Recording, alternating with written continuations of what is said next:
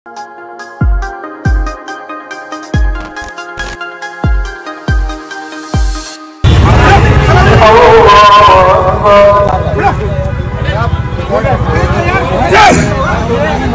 में अंदर है तो सारे लोग पूरे साथ के साथ जेल से लड़ रहे हैं और जेल से बाहर हिंदुस्तान को पूरे देश में जेल बनाते हैं कि जो साजिश है इसके खिलाफ लड़ साथियों का बहुत बहुत शुक्रिया। ये भाईचारा बहुत मजबूत हो, लोकतंत्र के लिए संघर्ष और तेज हो। बहुत बहुत शुक्रिया।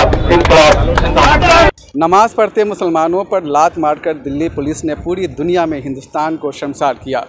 इस घटना के खिलाफ सोमवार को पटना के बुद्ध स्मृति पार्क के पास कई विपक्षी दलों ने धरना प्रदर्शन किया। इस दौरान कई पार्टियों के नेताओं ने और कार्यकर्ताओं ने सभा को संबोधित किया। इस सिलसिले में बिहार लोक संवाद से भी कई लोगों ने बात की। ये तो उन्होंने इसका खुलासा कर दिया कि 400 पार का नारा, देश के सत्ता पर कब्जा करने का नारा, हर प्रदेश में डबल इंजन की सरकार थोपने की ये जो कोशिश है वो यूं ही नहीं है। इसके पीछे ये पूरी साजिश है कि संविधान पर जितने हमले हुए हैं पिछले 10 साल में मोदी राज में, ये काफ़ी नहीं है। संविधान में अभी भी जो लोकतंत्र बचा हुआ है, अभी भी उस संविधान के पूरे उद्देशिका में जो बात है कि देश में बराबरी होगी, भाईचारा है, इस देश के अंदर सबको, तमाम नागरिकों को न्याय मिलेगा, धर्म के आधार पर, भाषा के आधार पर, जाति के आधार पर इस देश में कोई भेदभाव नहीं किया जाएगा। इस संविधान को भारतीय जनता पार्टी कबूल नहीं करना चाहती, इसको मिटाना चाहती है। संविधान के खिलाफ बड़ी साजिश है और जिस तरह से इन्होंने नफरत भर दिया चारों तरफ लोगों में और जो खुली छूट दे रखी है, तो जिनका काम है वर्दी पहन करके इस देश में कानून की हिफाजत करना, संविधान की हिफाजत करना, तो संविधान के रक्षक खुद आज भक्षक बन बैठे हैं। तो इसलिए इसके खिलाफ बड़ी एकता चाहिए।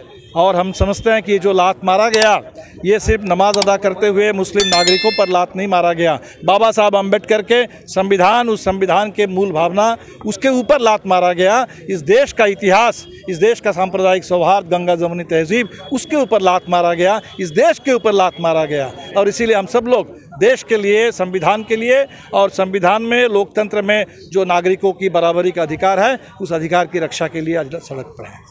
देखिए, ये आइन के ज़रिए जो हकूक़ दिए गए हैं उसकी पामाली हर रोज़ भारतीय जनता पार्टी और उससे ग्रसित जो विचार है वो कर रहा है। तो यह लड़ाई कोई एक व्यक्ति की लड़ाई नहीं, उस फिनोमेना के ख़िलाफ़ लड़ाई है कि जिस फिनोमेना की वजह से इस मुल्क में और आपसी भाईचारे में इंतशार फैला हुआ है। इस इंतशार के ख़िलाफ़ और तशद्दुद के ख़िलाफ़ हम सब लोगों को आना चाहिए। इसमें कोई बचा नहीं है और न बचा रहेगा। अगर ये जुल्म बढ़ेगा तो हर घर में पहुंचेगा। इसलिए हम सब लोगों की आवाज़ है कि इसको घर घर तक पहुंचाइए। ये जुल्म बढ़ता है तो फैलता है, इसको रोकना चाहिए और CPI-ML ने रोकने का प्रयास किया। आपने जो ताकत है उसकी, ये बहुत बड़ी बात है, मुबारकबाद के मुस्तहिक है। और इसको फैलाइए, इस बात को, इसके ख़िलाफ़ लड़िए।